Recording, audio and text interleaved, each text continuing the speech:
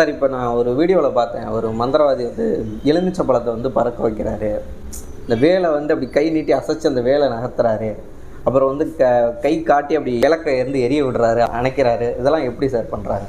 சரி, இதெல்லாம் வந்து மாந்திரிக பயிற்சியில் நம்ம பயிற்சியிலையுமே இது மாதிரி பயிற்சிகள்லாம் சில இருக்குதுங்க.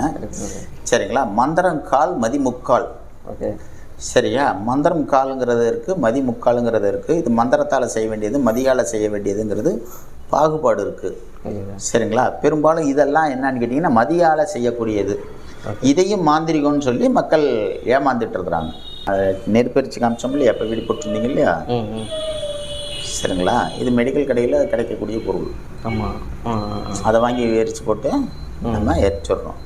சரிங்களா? எலுமிச்சம்பழத்தை தூக்குறது வந்து நம்மள்கிட்ட இது இருக்குது, மேஜிக் த்ரெட்டு. ஓகே ஓகே, இவனுங்க வச்சுருப்பாங்க. அந்த மேஜிக் த்ரெட்டில் கட்டி இழுக்கிறது தான். இதெல்லாம் எந்த அளவுக்கு பொய்யுங்கிறதெல்லாம்ங்கிறது யூடியூப்பில் போட்டு வீடியோ இருக்கும். அந்த வீடியோலாம் எடுத்து காமிச்சிருக்காங்க. ஆளை தூக்கிறாங்க. இப்போ பெரும்பாலும் மாந்திரிகத்தை வந்து எல்லோரும் இருட்டறையில் தான் செஞ்சு காட்டுவாங்க.